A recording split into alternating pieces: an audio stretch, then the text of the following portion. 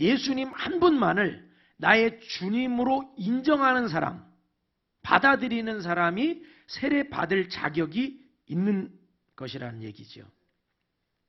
따라서 예수를 내가 안 믿으면서 세례를 받으면 안 되고 받는 것도 의미가 없는 겁니다. 그러니까 중요한 거는 예수님이 나의 유일한 구원자시다. 여러분 이런 경우가 있어요. 예수님도 구원자지만 부처님도 구원자다. 이런 사람은 세례를 못 받습니다. 예수님을 유일한 구원자로 믿는 자가 세례를 받는 겁니다. 예수님을 나의 주인으로 인정하고 모시는 사람이 세례를 받는 겁니다. 중요한 거는 예수님을 나의 구원자와 주님으로 뭐 해야 된다? 믿어야 된다는 거예요. 믿어야 된다. 그래서 오늘은 이 믿음에 관해서 잠시 살펴볼 텐데, 특별히 예수님을 믿는 사람에게 주시는 하나님의 축복에 관해서 살펴보도록 하겠습니다. 세 가지 축복. 자, 첫째로는 죄를 용서받는 축복이 있어요. 따라합시다. 죄를 용서받는 축복. 여러분, 죄를 용서받는 축복이 얼마나 큰지 아세요? 죄를 용서받는 축복. 만약 여러분이 어떤 죄를 지어가지고 지금 법정 앞에 서 있다고 한번 상상해 보세요. 생각해 보세요. 그렇다면 여러분이 법정 앞에 서 있을 때 여러분 마음에 간절한 마음의 소원이 뭐가 있겠어요? 어떤 소원이 있겠어요? 제발 저 판사가 나에게 죄가 없다고 무죄를 선언하여 주기를 기다릴 겁니다. 그렇죠? 그리고 판사가 당신은 무죄입니다 라고 선언하면 여러분들은 아마도 너무 좋아서, 조마조마하던 그 마음이 너무 좋아서 기뻐 춤을 출지도 모릅니다. 자, 그런데 여러분 한번 실제로 여러분 자신들 한번 생각해 보세요. 여러분들은 죄를 지었습니까? 안 지었습니까? 때때로 죄를 짓고 있습니까? 안 짓고 있습니까? 성경은 이 사실을 분명하게 말하고 있어요. 뭐라고 그러느냐? 로마서 3장 23절을 보면 모든 사람이 죄를 범하였음에 하나님의 영광에 이르지 못하더니, 이렇게 기록을 했어요. 무슨 말이냐? 모든 사람이 다 죄를 졌어요. 아담으로부터 시작해서 지금 살고 있는 모든 인간까지 다 죄를 범했다는 거예요. 죄인이란 얘기입니다. 그래서 하나님의 구원, 하나님의 영광에 이르지 못하고 지금 어떤 상태에 놓여 있느냐? 하나님의 심판을 받을 상태에 놓여 있다는 얘기입니다. 이 죄가 뭐냐? 죄가 뭐냐? 여러분, 죄가 뭘까요? 저 사람 죄인이다. 그 기준이 무엇일까요? 그 기준은 다른 게 기준이 아니라 법이 기준입니다. 법을 어기면 죄인이 되는 거예요. 법을 어기면 범법자가 되는 겁니다. 그래서 권한 있는 한 국가의 기관이 법을 만드는데 뭐 헌법, 뭐 행정법, 뭐 노동법, 여러 가지 법들을 만들죠. 그런데 그 법을 위반하고 어기면 죄를 짓게 되는 거고, 그 죄에 대한 뭘 받게 돼요? 심판을 받게 되어 있어요. 그래서 법을 어기는 것이 죄고, 죄를 짓게 되면 반드시 심판이 기다리고 있어요. 자, 그렇다면 성경은 모든 인간이 죄를 범했다고 그러는데 도대체 인간이 범한 죄는 뭐냐 이거예요. 여러분, 우리가 다 죄인이라고 그럽니다. 죄를 지었다고 그럽니다. 도대체 무슨 죄를 졌다는 거예요? 무슨 법을 어겼다는 거예요? 성경은 말하는 거예요. 무슨 법을 어겼느냐? 하나님의 법을 어겼다는 겁니다. 하나님의 법. 어떤 법을 어겼느냐? 사람들이 잘 알까요? 모를까요? 잘 몰라요. 하나님의 법을 내가 뭘 어겼지? 몰라요. 그래서 하나님이 가르쳐 주신 법들이 있어요. 특별히 예를 들어 십계명을 보세요. 너는 나 외에는 다른 신들을 내게 두지 말라. 하나님 이외에 다른 신을 섬겼다면 그것이 죄가 되는 거예요. 죄가 있다면 죄에 대한 뭐가 있어요? 심판이 있다는 것이죠. 이 계명을 보면 너를 위하여 새긴 우상을 만들지 말고 그것들에게 절하지 말라. 내가 우상 숭배를 했어요. 그렇다면 하나님의 법에 그것은 위반된 것이고 하나님의 법을 어긴 것이고 그 죄에 대한 대가를 치러야 한다는 얘기입니다. 3계명, 너는 내 하나님 여호와 이름을 망령되게 부르지 말라. 하나님의 이름을 가지고 함부로 말하고 하나님을 욕하고 하나님의 이름을 가지고 장난을 치고 하나님의 이름을 망령되게 했어요. 그게 죄인지 몰랐어요. 그런데 그것이 죄라는 이 법을 하나님이 가르쳐 주셨을 때 내가 죄를 지었구나라는 걸 알게 되는 것이고, 죄를 지었으면 그 죄에 대한 뭐가 있다? 형벌이 기다리고 있다. 4계명, 안식일을 기억하여 거룩히 지키라. 이날은 하나님께서 정하신 날이고 하나님 앞에 거룩하게 예배하는 날이 안식일입니다. 자, 그렇다면 안식일을 내가 잊어버리고 안식일을 지키지 않았어요. 오늘로 말하면 내가 주일에 하나님을 예배하지 않고 그냥 내 뜻대로 내 마음대로 주일을 살았어요. 하나님 앞에 죄가 되는 것이죠. 내 부모를 공경하라. 부모에게 불효하는 것도 죄가 되는 것이고, 살인하지 말라, 간음하지 말라, 도둑질하지 말라, 내 이웃에 대하여 거짓 증거하지 말라, 내 이웃의 소유를 탐내지 말라. 모든 것이 다 죄인 것입니다. 그래서 사도 바울이 내가 율법이 아니었으면 내가 지금까지 살아오면서 내가 지은 죄를 깨닫지 못했을 거라고 사도 바울은 말을 했어요. 여러분, 하나님의 말씀을 통해서 내가 얼마나 큰 죄인인지를 깨달으시기를 바랍니다. 그런데 이 말씀을 들려주는데도 불구하고 어떤 사람들은 나는 사람을 죽인 적이 없고, 나는 간음한 적이 없고, 나는 도적질한 적이 없습니다, 이렇게 말하는 사람들이 또 있어요. 그렇기 때문에 나는 죄인이 아니다 라고 말하는 사람들이 있어요. 그런 사람들에 대해서 예수님은 이렇게 말씀하십니다. 뭐라고 말씀하시느냐? 마음속에 미움이 있어도 그것이 살인하는 것이고, 마음속에 음란한 생각을 품고 간음하는 것도 마음으로 했지만 그것도 간음죄를 지은 것이고, 남의 물건, 남의 것을 탐하는 탐심을 품은 것도 그것도 탐심의 죄가 되는 것이다. 그러니까 모든 인간은 죄에서 자유로울 수 있는 인간이 없고 모든 인간은 다 죄인이라는 사실을 말하고 있는 겁니다. 여러분, 그런데 단순히 이 죄가 무서운 게 아니라 뭐가 무서워요? 죄에 대한 심판이 무서운 겁니다. 자, 보세요. 사람이 만든 법도 그 법을 어기면 그 사람은 죄인이 되고 그 죄에 대한 대가를 받게 됩니다. 자, 그러면 어떤 사람은 무기징역도 받고 어떤 사람은 사형에 처해지기도 해요. 얼마나 무섭습니까? 사람이 만들어 놓은 법을 어겨도 그 법에 대한 형벌이 너무나도 무서운 거예요. 사람이 만든 법도 이렇게 무서운데 한번 여러분 생각해 보세요. 하나님의 법을 어기면 어떻게 되겠습니까? 당연히 더 큰 심판이 기다리고 있는 것입니다. 어떤 사람은 세상을 살면서 사회법을 어긴 것에 대해서는 굉장한 어떤 죄책감을 가지고 위기의식을 느끼는데 하나님의 법에 대해서는 전혀 양심의 가책이라든지 전혀 무관심한, 또한 무감각한 상태에 있는 사람들이 많이 있어요. 그러니 여러분 기억하십시오. 사람이 만든 법보다 하나님의 법이 더 두려운 것입니다. 그렇다면 하나님의 심판을 면할 수 있는 방법은 없을까? 하나님의 심판을 면하려면 뭘 해결해야 되겠어요? 죄를 해결해야 되겠죠. 자, 그런데 문제는 그 문제 자체에 있어요. 뭐냐면 인간 스스로는 죄 문제를 해결할 수 있다 없다. 인간 스스로는 죄 문제를 해결을 못해요. 그러니까 하나님의 심판을 면할 수가 없다는 얘기죠. 자, 그렇다면 이제 하나님께서 아들 예수님을 왜 이 땅에 보내주셨는지 그 이유를 여러분들이 짐작하실 수 있으시겠죠. 만약에 인간 스스로가 죄 문제를 해결할 수 있고 인간 스스로가 하나님의 심판을 면할 수 있다면 아들 예수님은 이 땅에 오실 이유가 없었습니다. 그런데 하나님이 아들 예수님을 이 땅에 보내주신 이유는 뭐냐? 죄로 말미암아 하나님의 심판을 받을 수밖에 없는 인간들을 위해서 그 죄 문제를 해결해 주시기 위해서 하나님 아버지께서 아들 예수님을 이 땅에 보내주시고 십자가에 못 박혀 죽도록 내어주셨다고 하는 사실입니다.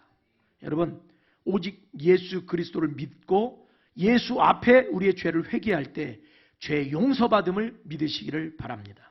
예수 믿는 자에게 주시는 첫 번째 축복, 죄를 용서받는 축복. 여러분, 이것이 얼마나 큰 축복인지 여러분들 깨달아 아시기를 주의 이름으로 축원합니다.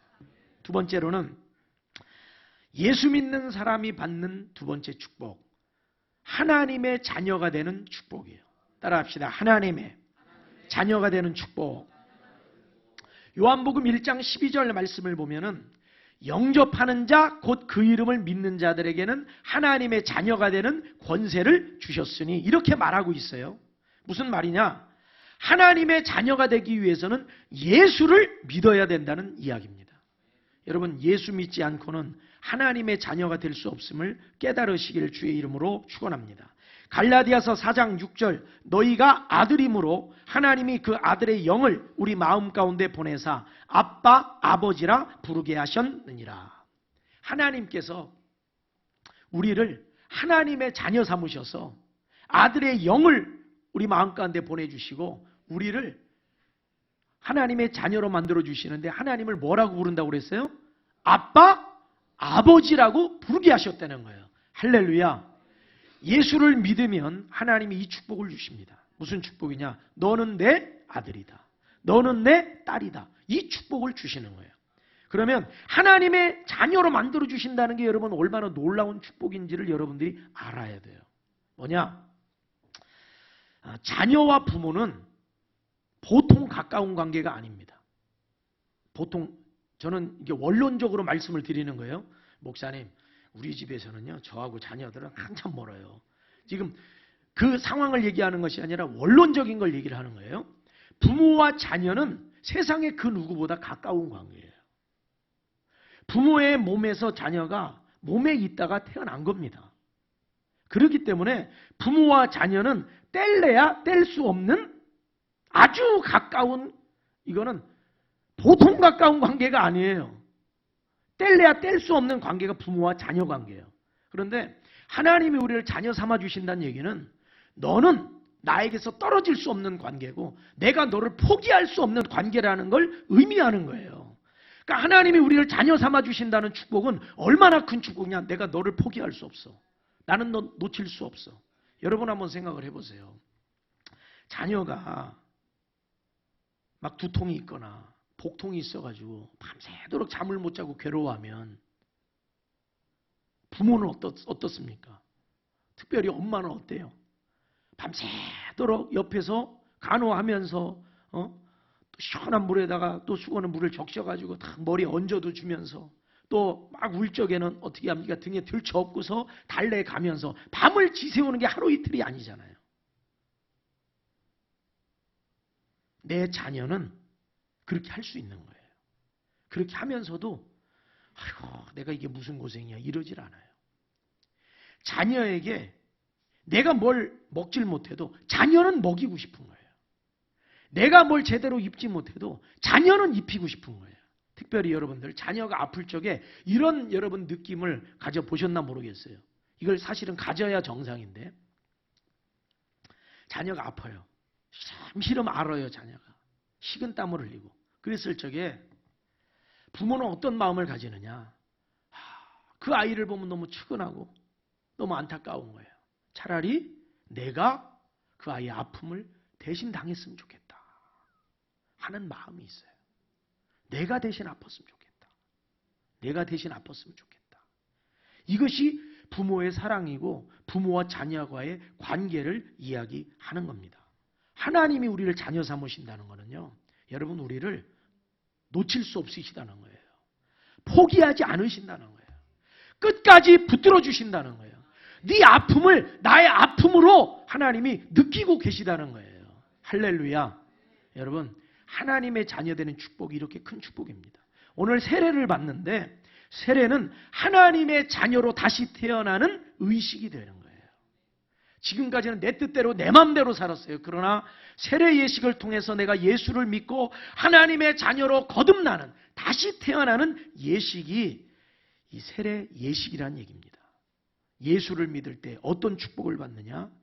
하나님의 자녀가 되는 축복을 받는다. 제가 이런 질문 한번 여러분들에게 드려볼게요. 어떤 사람이 하나님께 이렇게 제안합니다. 하나님, 제가 하나님께 1,000만 원 바칠 테니까 저를 아들 삼아 주실래요? 될까요? 안 될까요? 자, 좀 조건을 좀 바꿔볼게요. 하나님, 제가 1억 드릴 테니까 안 와닿으세요? 1억이라는 금액이? 1억 드릴 테니까 저 하나님 자녀 좀 삼아주세요. 될까요? 안 될까요? 목사님 1억은 별거 아닙니다. 생각하는 분들이 혹 있을까 싶어서 제가 다시 말씀드려요. 하나님, 여러분 진지하게 생각해 보세요. 제가 하나님께 10억 드릴 테니까 하나님 저 자녀 삼아주세요. 될까요? 안 될까요? 하나님 저 살고 있는 아파트를 팔겠습니다.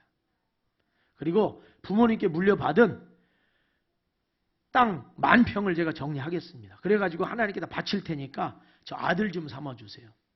딸을 삼아주세요. 될까요? 안 될까요? 분명하게 여러분들에게 제가 말씀드리지만 어림없는 얘기입니다. 절대로 안 됩니다. 하나님의 자녀 되는 길은 딱 한 가지. 예수를 나의 구원자로 믿고 주님으로 영접하는 길밖에 없다는 것을 깨달으시기를 바랍니다. 돈으로 자녀 되는 거 아니에요. 예수로 말미암아 하나님의 자녀가 될 수 있는 겁니다. 자 보세요. 여러분 유대인들은 지금도 하나님을 믿을까요? 안 믿을까요? 누구보다 하나님을 잘 믿어요. 자 그런데 예수를 믿을까요? 안 믿을까요? 예수님은 안 믿어요. 자 하나님의 자녀가 될 수 있을까요? 없을까요? 없습니다. 안 돼요. 여러분 유대인들도 하나님을 믿어요. 그러나 예수를 믿지는 않아요. 여러분 하나님의 자녀가 되는 길은 딱 하나입니다. 하나님의 아들 예수를 믿을 때 하나님께서 양자의 영을 부어주시고 어떻게 하시느냐? 아들 삼아주신다고 약속하셨어요. 혹 어떤 사람들은 이런 말을 해요. 이슬람의 알라 신이 있어요. 알라가 말하자면 하나님이야. 그러니까 유대교나 기독교나 이슬람교나 다 똑같아. 하나님 믿는 종교야. 맞아요? 틀려요? 건 모양으로는 비슷한 것 같지만 다릅니다. 왜 다르냐? 기독교는 예수 그리스도를 믿기 때문에 다른 거예요. 어떤 사람은 하느님, 하늘님, 하나님, 갓 다 똑같은 거야. 아닙니다. 우리가 믿는 아버지 하나님은 아들 예수 그리스도를 보내주신 하나님이신 거예요. 여러분 예수 그리스도를 통해서 그분을 믿을 때만 하나님의 자녀로 다시 태어나는 축복이 있음을 깨달으시기를 바랍니다. 예수 믿는 게 얼마나 중요하냐. 예수 중심의 믿음 생활을 여러분들이 하셔야 돼요. 예수가 없으면 유대교도 될 수 있고 이슬람교도 될 수 있고 여러분들 아주 이상한 신앙생활을 하게 될 수 있어요. 우리는 예수 중심의 신앙생활을 해야 하는 것입니다. 세 번째, 예수 믿는 사람에게 주시는 하나님의 축복 따라합시다. 구원받아 천국에 이르는 축복. 사도행전 16장 31절 따라합시다. 주 예수를 믿으라. 그리하면 너와 내 집이 구원을 받으리라. 여러분 천국보다 귀한 것이 없습니다. 이 세상이 전부가 아닙니다. 많은 세상의 사람들은 이 세상이 전부인 줄 알고 착각하면서 살아가고 있지만 이 세상이 전부가 아닙니다. 천국이 있어요. 돌아갈 집이 있어요. 제가 어린 시절에 우리 친구들하고 집 앞에서 많이 했던 놀이가 있어요. 그게 뭐냐면 혹시 여러분들 가운데 뭐 지역이 달라서 혹시 이런 것들이 서로 좀 공유가 될지 모르겠는데 땅 따먹기라고 아세요? 땅 따먹기. 예. 바닥에다가 그 땅바닥에다 그전에는 이제 도로 포장이 안 돼 있으니까 땅바닥에다 그림을 이렇게 그려요. 자기 구역을 그래 놓고 이렇게 조그만한 뭐 그전에 동전으로도 했고 아니면 조그만한 뭐 돌멩이 같은 걸로도 했고 이렇게 손가락으로 이렇게 탁탁 튀깁니다. 그러면 한 번, 두 번, 세 번 튀겨가지고 자기 구역 안으로 들어가야 돼요. 못 들어오면 이제 더 이상 땅을 차지할 수 없고 들어오면 그 라인, 그 선은 자기 땅이 되는 거예요. 이렇게 해서 땅을 계속 넓혀가는 거예요. 그걸 이제 친구랑 같이 이제 시합을 하는 거예요. 그렇게 해서 누가 땅을 많이 가졌냐. 이거를 가지고 이제 노는 거죠. 야, 너무 재밌어요. 땅을 소유하는 게 얼마나 재밌나 몰라요. 하나, 둘, 셋 해서 딱 들어올 때 땅이 막 이게 넓어질 때 너무 막 어떤 희열이 있어요. 카타르시스가 있고 굉장한 막 그 만족감이 있어요. 자, 그런데 그렇게 2시간, 3시간을 밖에서 놀아요. 근데 갑자기 집에서 엄마가 불러요. 영훈아! 이제 손 닦고 들어와! 밥 먹어! 하고 집에 들어오라고 그러시는 거예요. 이제 날이 이제 좀 저물어 갈 적에. 그러면 땅을 좀 더 소유를 해야 되는데 아직도 안 끝났는데 오라고 그러는 거예요. 그러면 들어가야 되겠어요? 안 들어가야 되겠어요? 들어가야죠. 안 그러면 회초리가 기다리고 있는데요. 들어가야죠. 그러면 그때 들어갈 때 어떻게 하느냐? 막 다 치워요. 다 치워. 그리고 친구 것도 막 치워요. 그리고 들어가. 그러니까 지금까지 한 거는 아무것도 아니다 하고 집으로 들어가는 거예요. 저는 그 어린 시절의 그 놀이를 떠올려요. 뭐냐면 우리가 이 세상에서 많은 걸 소유하려고 조금 더 넓히고 집도 넓히고 뭣도 더 사고 자꾸 하는데 여러분 진정한 우리의 소유는 땅에 있는 게 아닙니다. 하나님이 부르시면 아멘 하고 가야 돼요. 여기 있는 거 다 놓고 가야 돼요. 내가 아무리 땅을 많이 차지했다 할지라도 그거 다 놓고 가야 됩니다. 내 땅 아니거든요. 여러분, 천국이 있습니다. 그런데 그 천국은 어떤 사람의 것이냐? 하나님의 자녀들이 들어갈 수 있는 하나님 아버지께서 유업으로 주시는 하나님의 나라인 것입니다. 천국은 아무한테나 주는 게 아니에요. 어떤 사람에게? 하나님의 자녀에게 주는데 하나님의 자녀가 되려면 누굴 믿어야 돼요? 예수를 믿어야 되는 겁니다. 갈라디아서 4장 7절. 그러므로 내가 이후로는 종이 아니요 아들이니 아들이면 하나님으로 말미암아 유업을 받을 자니라. 할렐루야. 여러분들 하나님의 자녀 맞으십니까? 하나님의 자녀가 맞다면 여러분들은 하나님으로 말미암아 유업을 받게 될 것입니다. 마가복음 16장 16절 믿고 세례를 받는 사람은 구원을 얻을 것이요 믿지 않는 사람은 정죄를 받으리라. 믿는 사람은 세례를 받고 구원받아 하나님의 나라에 이르게 될 것입니다. 여러분, 제가 이제 한 가지 예화를 드리고 말씀을 정리하고 이제 세례 예식을 진행을 할 텐데, 마틴 루터가 1517년에 종교개혁을 일으켰죠. 그런데 종교개혁이 일어난 직접적 이유는 뭐 때문에 일어났습니까? 우리 학생들도 학교에서 다 배웠죠. 면죄부 판매로 인해서 종교개혁의 어떤 직접적인 이유가 된 겁니다. 그렇다면 교황 레오 10세가 면죄부를 판매해서 뭐 성배도로 성당도 짓고 뭐 이런 일에 막 썼는데, 이 면죄부 판매 이게 왜 문제가 되느냐? 그 면죄부를 판매하면서 뭐라고 면죄부를 소개했냐면 이렇게 소개를 했어요. 당시 이 테첼이라는 가톨릭 수도사가 면죄부 판매에 열을 올리면서 이렇게 설파했는데 뭐라고 그랬느냐? 금화가 면죄부 헌금함에 떨어질 때 땡그랑 소리를 내는 순간 죽은 자의 영혼이 연옥에서 천국으로 올라간다. 이렇게 말하면서 면죄부를 판매했다고 그래요. 자, 여러분, 천국이 그렇게 소유될 수 있는 겁니까? 아니죠. 면죄부를 100장 사면 천국 소유합니까? 아니죠. 죄사함 받습니까? 아니죠. 예수를 믿을 때만 죄 용서받고 예수를 믿을 때만 천국을 소유하게 됨을 믿으시기를 바랍니다. 천국은 돈으로 살 수 없습니다. 천국은 세상 권력으로 살 수 없는 겁니다. 오직 예수를 믿음으로 주시는 하나님의 선물이요 유업이 되는 것입니다. 여러분, 예수 믿을 때 주시는 3가지 축복, 여러분 모두가 다 누리시기를 주의 이름으로 축원합니다. 기도하겠습니다. 은혜로우신 우리 아버지 하나님, 하나님께서